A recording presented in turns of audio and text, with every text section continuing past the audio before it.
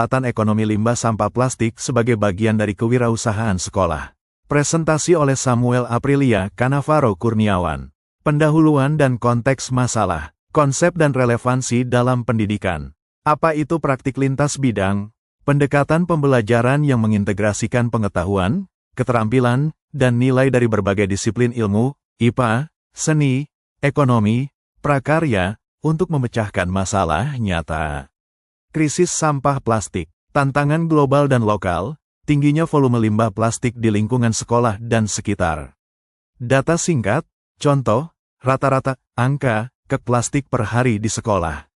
Solusi, mengubah masalah lingkungan menjadi proyek kewirausahaan yang bernilai ekonomi. Definisi proyek ekopreneurship sekolah, kolaborasi dan integrasi pengetahuan, proyek pemanfaatan ekonomi limbah plastik. Kegiatan wirausaha yang fokus pada pengolahan sampah anorganik, plastik, menjadi produk yang memiliki nilai jual. Dilakukan oleh siswa, terintegrasi dalam kurikulum sekolah.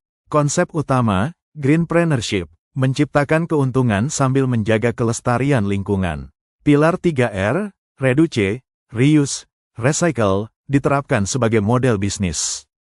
Pilar manfaat, edukasi dan lingkungan, ekonomi dan sosial. Inovasi, solusi kompleks, keterampilan kreatif. Manfaat edukasi, pembelajaran kontekstual, mengaplikasikan ilmu sains, jenis plastik, proses kimia, matematika, perhitungan bahan, biaya, dan seni, prakarya, desain produk. Pengembangan keterampilan abad 21, kreativitas, berpikir kritis, kolaborasi, dan komunikasi. Manfaat lingkungan, mengurangi penumpukan limbah plastik di lingkungan sekolah. Mendukung program sekolah adiwiyata, sekolah hijau. Manfaat ekonomi, kewirausahaan. Menciptakan produk inovatif yang diminati pasar. Melatih siswa dalam menghitung harga pokok penjualan, HPP, dan margin keuntungan. Membangun dana kas mandiri untuk kegiatan sekolah, kelompok. Manfaat sosial, meningkatkan kesadaran kolektif tentang daur ulang. Memberdayakan anggota komunitas sekolah, siswa sebagai produsen, guru sebagai fasilitator. Contoh proyek inovatif, studi kasus 1, di pendidikan dan pekerjaan. Nama produk, EcoBricks modular, kursi, meja santai. Bahan baku, plastik kemasan tak terpakai dan botol plastik. Disiplin lintas bidang terlibat, matematika, fisika, perhitungan beban, stabilitas, dan kerapatan isian. Seni rupa, desain pola dan penyusunan struktur modular. Visual, foto produk EcoBricks yang sudah jadi.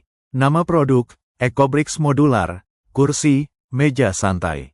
Bahan baku, plastik kemasan tak terpakai dan botol plastik.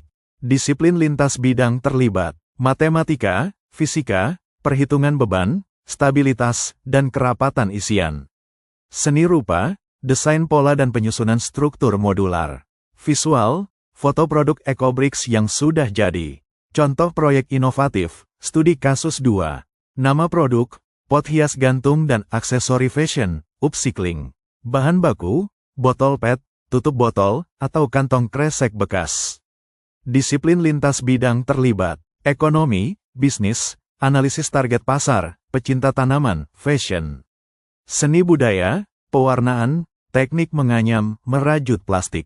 Bahasa, informatika, pembuatan konten promosi dan branding di media sosial. Visual, foto produk aksesoris atau pot hias buatan siswa. Kunci sukses, kolaborasi internal, sekolah. Studi kasus kesuksesan tim bersama.